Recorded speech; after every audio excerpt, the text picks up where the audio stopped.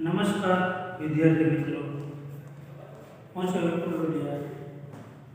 ફરી આપણે ધોરણ 7 વિજ્ઞાન પ્રકરણ 12 વનસ્પતિમાં પ્રજનન વિશે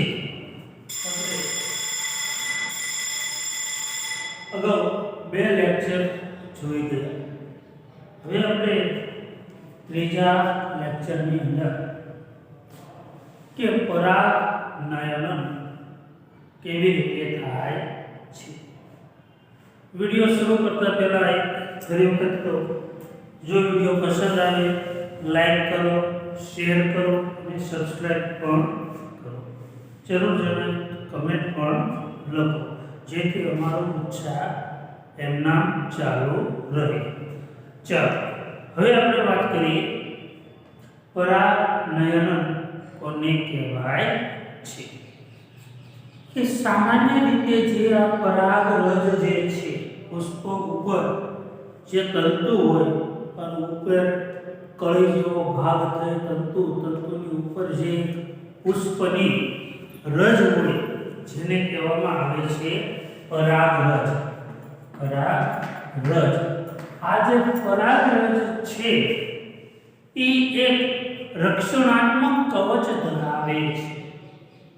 આ રક્ષણાત્મક કવચ એવું છે કે જે આ પરાગરજ જે બારીક પાવડર જેવો હોય, પરાગાસન પર બારીક પાવડર જેવી રજ હોય, એ સુકાવા નથી દેતી, કારણ એ રક્ષણાત્મક એક કવચ ધરાવે છે.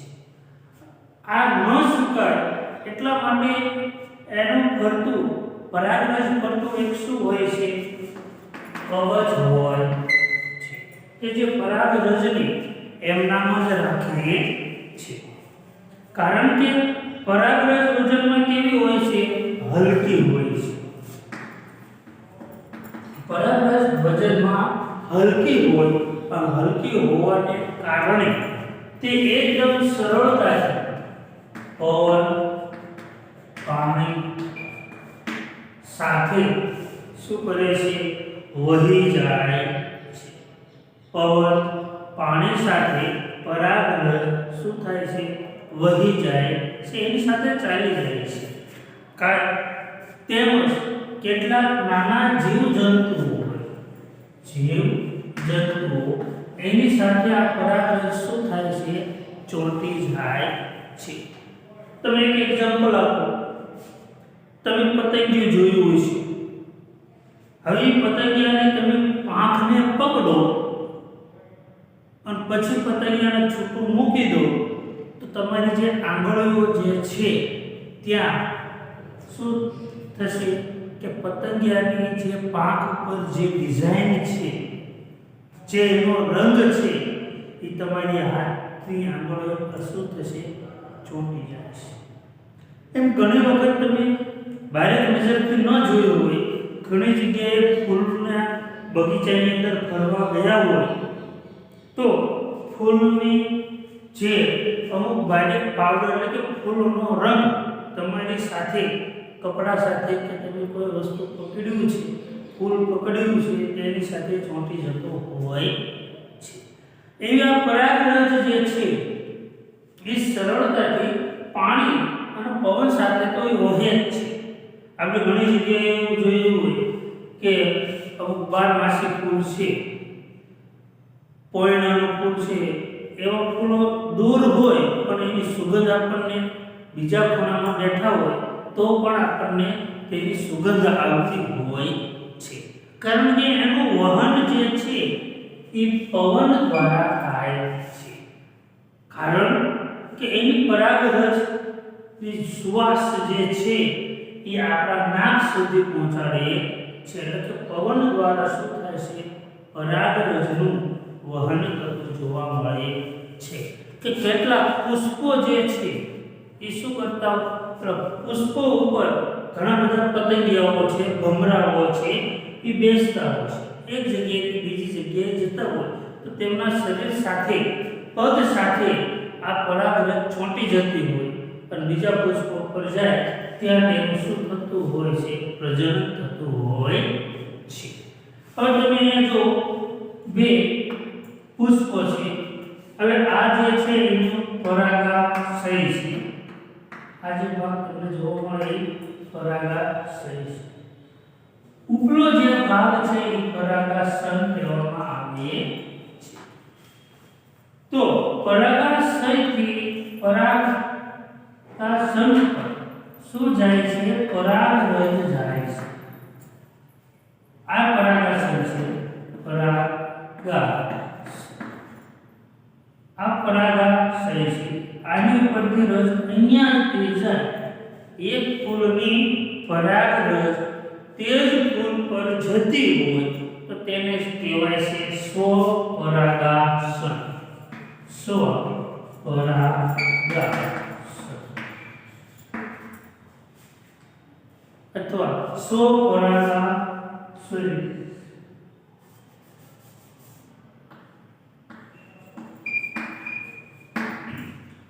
એક જ પુષ્પની પરાગરજ જે છે એક જ પુષ્પ પર જતી તો એને કહેવામાં આવે છે સ્વપરાગનયન.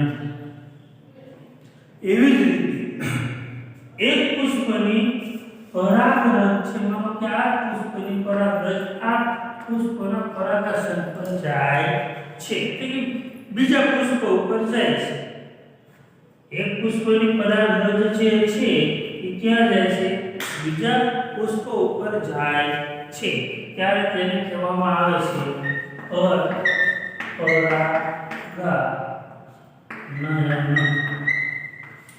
પરપરાગનયન અથવા પરપરાગનયન પણ કહેવામાં આવે છે. કારણ કે એક પુષ્પની પરાગરજ ક્યાં જતી હોય? બીજા પુષ્પ ઉપર જાય છે, તો તેને પરપરાગનયન કહેવામાં આવે છે. જ્યારે એ જ પુષ્પની પરાગરજ તે જ પુષ્પ પર હોય તો એને શું કહેવાય છે? સ્વપરાગનયન કહેવામાં આવે છે. હવે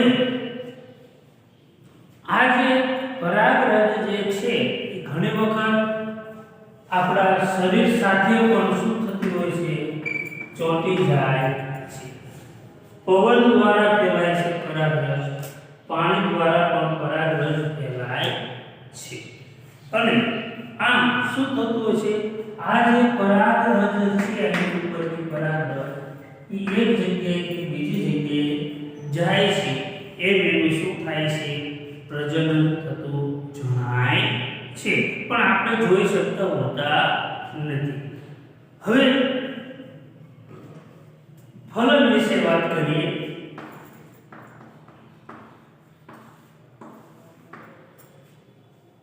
ફલન કે જન્યુઓ દ્વારા સંયુગ્મન રચાતા કોષને કેવા? સંયુગ્મન.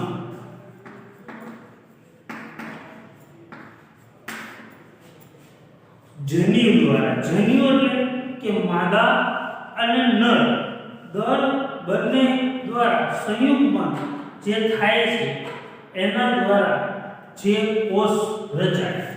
શું રચાય છે? કોષ. એને શું કહેવાય છે?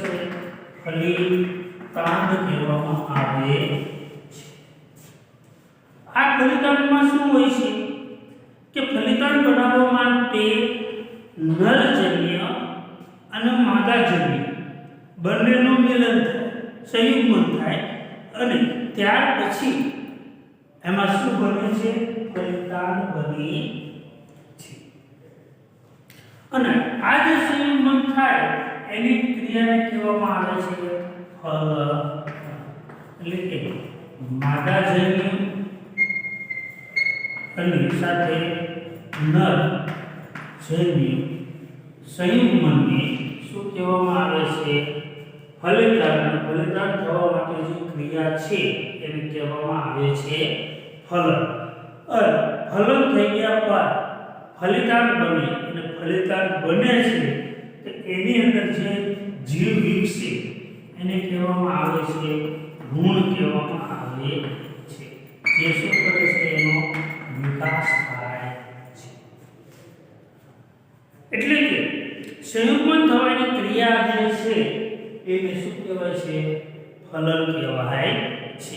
અને ફલિતાંડ બાદ એની અંદર જે વિકાસ થાય એને જે વિકાસ થઈ રહ્યો છે એ શેમાં થાય છે? ભ્રૂણમાં. આખું એક કવચ, જેમ કે આપણે કહીએ છીએ બાળકનો વિકાસ છે એ માતાની કોથળીની અંદર થાય છે, એમ આ જે ફળ ફૂલ છે એનો વિકાસ ભ્રૂણમાં થતો જોવા મળે છે. તો હવે આપણે ફળ અને ફૂલ બીજ વિશે આપણે જોઈએ. એક તો ફળ.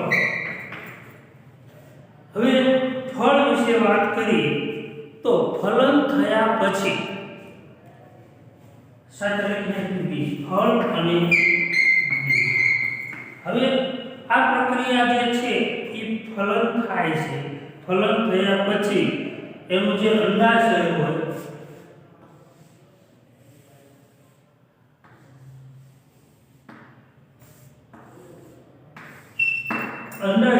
અંડાશયની અંદર એ શું થાય છે? બીજ ફૂલ પરિપક્વ થાય. પરિપક્વ થતા ધીરે ધીરે ફૂલ શું થાય છે? ખરે છે. ફૂલ જેવું ખરે છે એવી જ રીતે ત્યાં શું થાય છે? એક ફળ આવતું જણાય છે. ફૂલ ખરે અને ફૂલની જગ્યાએ ખરે છે એની જગ્યાએ પેલા નાના ફળમાંથી શું થશે? મોટું ફળ થાય છે, એટલે કે ફળ આવે છે. ફળ ધીરે ધીરે શું થાય છે? પાકવા લાગે છે. પાકવા લાગે અને આ જ્યારે પાકી જાય છે તો એને આપણે કાપીએ. માનો કે એક સફરજન લો. સફરજન તો સીધું નહીં આવતું, એનું ફૂલ આવતું હશે. ફૂલમાંથી સફરજન જે છે એ ફળ તરીકે વિકાસ પામતું હશે. ફળ થઈ ગયા પછી એને આપણે કાપો તો એની અંદર તમને બીજ જોવા મળે છે. કેરી કાપો તો કેરીની અંદર શું હોય છે? ગોટલું હોય છે. બોર હોય તો એની અંદર ઠળિયો હોય. આવું આપણે જોવા મળે. ચીકુ છે, ચીકુના બી હોય છે અંદર. એટલે કે ફળની અંદર એના શું હોય છે? પરિપક્વ થયેલા બીજ હોય છે. ક્યારે ખબર પડશે? જેને જ્યારે એને કાપશું ત્યારે ખબર આપણને પડે છે કે એની અંદર શું હોય છે? બીજ હોય છે. હવે તમે સફરજન કાપો છો, સફરજનની અંદર સીધા બીજ હશે? ના. કે બીજ છે એક પોલાણમાં છે અને એ પોલાણ વાળો જે ભાગ છે તેનો શું કહેવાય છે? રક્ષણાત્મક કવચ કહેવાય છે. એની અંદર શું થયેલું છે? એ સફરજનનું બીજ એ કવચની અંદર રક્ષાયેલું છે. પરિપક્વ થયેલું આ બીજ છે. કારણ કે આ બીજ જે છે એ ફરી વખત શું પામશે? એને વાવશો તો એ ફરી વખત પરિપક્વ થઈ એ બીજનું નિર્માણ થઈ અંકુરણ પામે છે. હવે કેટલાક ફળ એવા હોય છે માંસલ ફળ. ફળના બે પ્રકાર છે. એક માંસલ ફળ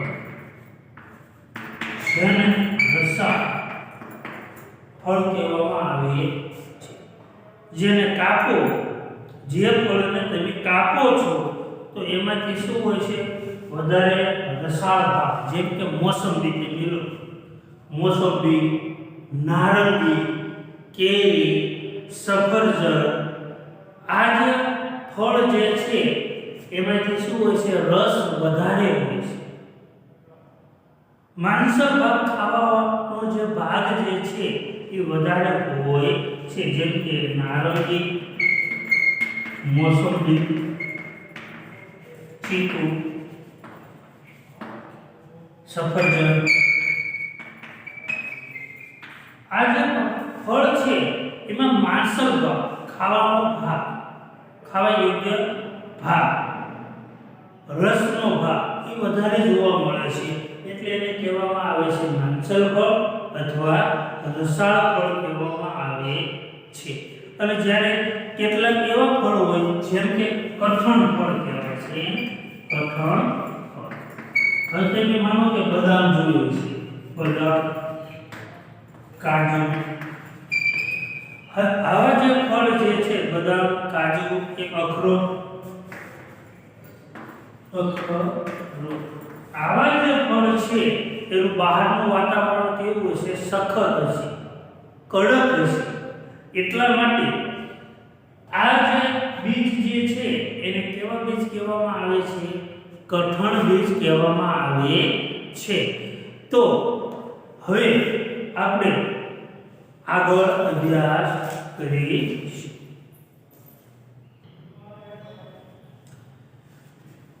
આગળનો ટોપિક આપણે જોઈએ કે બીજનો ફેલાવો. આ જે બીજ છે એ કેવી રીતે ફેલાય છે? ઘણી વખત આપણે ચોમાસાની ઋતુમાં જોતા હોય થોડા સમય પછી વરસાદ વરસી ગયા પછી કે જે જગ્યાએ વનસ્પતિ ઉગી નથી એવી જગ્યાએ વનસ્પતિ ઉગી નીકળી હોય છે, ખડ ઉગી નીકળ્યું હોય છે, દાણાવાળી વનસ્પતિ ઉગી નીકળી હોય છે. આપણે કોઈ બીજ વાવવા ગયા નથી, છતાં એ જગ્યાએ વનસ્પતિ ઉગી નીકળતી હોય છે. જેમ કે રેલવે ટ્રેક જો, પડતર જમીન જો, રોડની બંને સાઈડ બાજુઓ તમે જુઓ તો વનસ્પતિ ઉગી નીકળે છે આપમેળે પોતાની જાતે. આપણે કોઈ બીજ વાવવા ગયા નથી હોતા. તો કુદરતમાં એક જ પ્રકારના પુષ્પ જુદી જુદી જગ્યાએ ઉગી નીકળતા હોય છે, કારણ કે બીજ જે છે એ જુદી જુદી જગ્યાએ શું થાય છે? ફેલાય છે. વનસ્પતિ ઉગવા માટે શું જરૂરી છે? કે બીજનો ફેલાવો. આ જે બીજનો ફેલાવો છે એ જુદી જુદી જગ્યાએ જતો હોય છે. આપણને ખબર નથી હોતી કે આપણી સાથે પણ બીજ આવી ગયા હોય છે. હવે ક્યારેક પેલી જંગલ, બગીચો,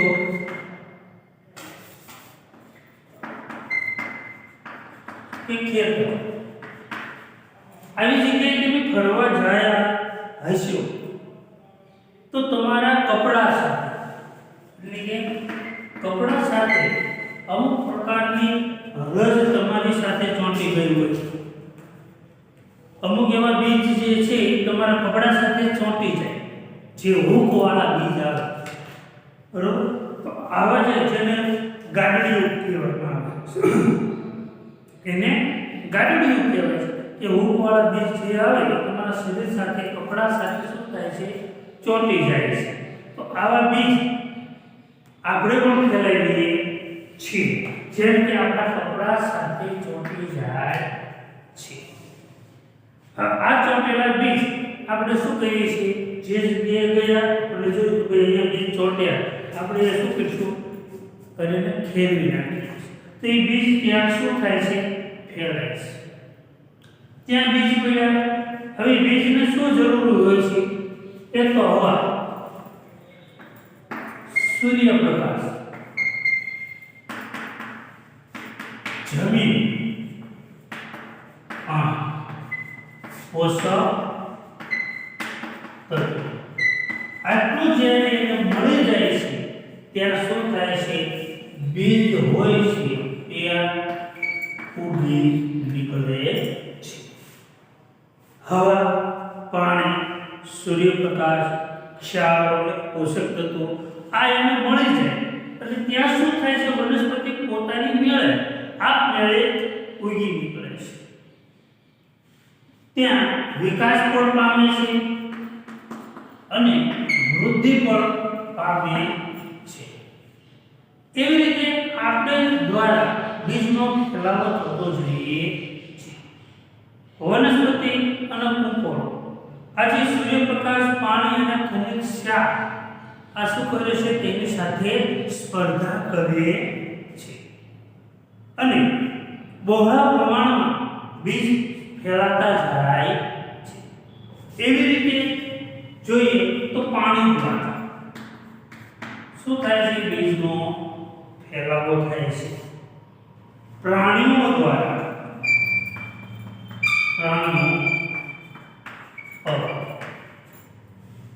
હવે આપણે જોઈએ કે પાણી દ્વારા બીજનો ફેલાવો કેવી રીતે થાય છે. હવે આ પ્રાણીઓ જે સોરી પાણી કે ખેતરની અંદર કોઈ પાક વાયેલો છે તો આ પાકને માનો કે અમુક બીજ વનસ્પતિ પરિપક્વ થાય બીજથી આ ખરી પડે તો માનો ધોરિયા દ્વારા આપણે પાણી પાઈએ છીએ જેમ કે રજકો રજકાના બીજ જે છે એ શેના દ્વારા વહન થાય છે પાણી દ્વારા પણ વહન થઈ જતું હોય છે એટલે કે પાણીમાં શું થતું જોવા મળે છે કે બીજ તેની સાથે તરીને આ જગ્યાએથી બીજી જગ્યાએ જતા જોવા મળે છે એટલે કે પવન પાણી દ્વારા શું થાય છે બીજનો ફેલાવો થાય છે હવે પ્રાણીઓ જેમ કે બાજરી જવાર મકાઈ આવી વનસ્પતિઓ છે એ ઢોર ખાય છે ગાય ભેંસ ઘેટા બકરા જેવા પ્રાણીઓ છે એ શું કરે છે ખાય છે જ્યારે મળ દ્વારા કાઢે છે બહાર પોતાનો ખોરાક બરોબર ત્યાં એ મળ દ્વારા જે કાઢેલો ભાગ ત્યાં પડ્યો રહે છે જ્યાં જગ્યાએ ફરતા હોય ત્યાં તો એની અંદર પણ શું જોવા મળે છે તેના બીજ આખા એમના નીકળતા હોય છે જેવું પાચન નથી થયું એવા બીજ એમના નીકળતા હોય છે તો એ જગ્યાએ શું થાય છે વરસાદ પડે ત્યારે બીજ ઉગી નીકળતા હોય છે અથવા ગાય કે ભેંસ જેવા પ્રાણીઓ જે છે એ શું કરતા હોય છે ચારો ચરવા જતા હોય છે તો આ ચારો ચરતા તેના શરીર સાથે પ્રાણીઓના શરીર એ કોઈ પૂંછડાનો ભાગ હોય કાનનો ભાગ હોય કે પગનો ભાગ એની સાથે શું થાય છે ચોંટી જાય છે અને કોઈ જગ્યાએ જઈ કોઈ વૃક્ષ હોય તો એના થડ પાસે જઈને પોતાનું શરીર શું કરતા હોય છે ખંજોળતા હોય છે ઘસતા હોય છે ત્યારે એમાં બીજ પડી જતા હોય તેનું પૂંછડું આમ કે તેમ શરીર સાથે ભટકાતું હોય ત્યારે પણ શું થાય છે બીજ પડી જતા હોય છે તો એવી જગ્યાએ શું થાય છે બીજ ઉગી નીકળે છે અને પવન દ્વારા હવા કરતા હલકા બીજ અમુક ઘાસના બીજ એવા હોય જે હલકા હોય એ પવન દ્વારા શું થાય છે એક જગ્યાએથી બીજી જગ્યાએ વહી જતા હોય છે જેમ કે એ બીજની ફરતે શું હોય છે રૂછડાવાળા બીજ જેમ કે આપણે આંકડો લો તો આંકડાની જે કેરી જેવો ભાગ થાય અને એ જ્યારે ફૂટે ખોલો તો એમાંથી એક નાની ધોળી ફૂદી જેવો ભાગ તમને જોવા મળશે એના બીજ હોય છે કારણ કે પવન સાથે શું થાય છે એ ઉડવા લાગે છે અને જે જગ્યાએ બેસે પવન એ જગ્યાએ બીજ બેસી જાય છે અને ત્યાં એ શું થાય છે પવન દ્વારા બીજનો ફેલાવો થાય છે માનો કે સૂર્યમુખીના બીજ છે રોમમય ફળો છે આવા બધા શું થાય છે કે પવન દ્વારા બીજનો ફેલાવો થતો હોય છે જેમ કે નાળિયેર જે છે દરિયા કિનારે નાળિયેરી હોય નાળિયેર છૂટું પડે તો સીધું ક્યાં જતું હોય છે કે પાણીની અંદર વહી જતું હોય છે તો નાળિયેરનો ફેલાવો જે છે એ પાછો પાણી દ્વારા થતો જોવા મળે છે હવે કેટલા ભૂખવાળી વનસ્પતિ હોય એ પ્રાણીઓના શરીર સાથે ચોંટી જાય આપણા કપડા સાથે ચોંટી જાય તો એવી રીતે જે જગ્યાએ જે ખંચેરીએ છીએ આપણે શરીર ઉપર ચોંટી ગયા આપણે ખંખેરીએ તો એ જગ્યાએ બીજ પડ્યા છે તો આપણે પણ શું થયા છીએ મનુષ્ય બીજનો ફેલાવો કરે છે જેમ કે શરીર સાથે ચોંટી જતા હોય એવી વનસ્પતિને બીજો કે ગાડડી પછી કુશ કાઢો હવે આવી જે વનસ્પતિઓ છે એ શરીર સાથે ચોંટી જાય છે અને મનુષ્ય પ્રાણી પવન જીવજંતુ આ બધા શું છે કે બીજ ફેલાવવા માટેના એના પરિબળો છે કણે વિકિરણ સ્વરૂપે પણ શું થાય છે બીજનો ફેલાવો થાય છે વિકિરણ સ્વરૂપે બીજનો ફેલાવો થતો જોવા મળે છે જેમ કે એરંડા અને બાલસમ એરંડા અને બાલસમ આવી જે વનસ્પતિ છે એ વિકિરણ સ્વરૂપે પણ ફેલાતી હોય છે. ઘણી વખત એવી વનસ્પતિઓ ઘેરે આપણે કોઈ વસ્તુ જોડતા હોય ખેતરમાં તો એના થકી તે શું થાય છે બીજ ફેલાતા હોય છે. તો વિદ્યાર્થી મિત્રો આ તો આપણો પાઠ વનસ્પતિઓની અંદર પ્રજનન. ફરી વખત એક તમને થોડા મુદ્દાઓ યાદ કરાવી દઉં. પરાગાસન, પરાગનયન, ફલન, ફલિતાન, ફળ, માંસલફળ, કઠણફળ, બીજ, રક્ષણાત્મક કવચ, પછી બીજનો ફેલાવો કઈ રીતે થાય છે, પછી વનસ્પતિની અંદર લિંગી પ્રજનન, અલિંગી પ્રજનન, નરજન્ય, માદાજન્ય, આવા બધા ટોપિકો આ પત્રની અંદર આપણે ભણ્યા. તો વિદ્યાર્થી મિત્રો જો વિડીયો પસંદ આવ્યો હોય લાઈક, શેર અને સબસ્ક્રાઇબ કરજો. તમારા મિત્રોને પણ તમે મોકલજો. આભાર.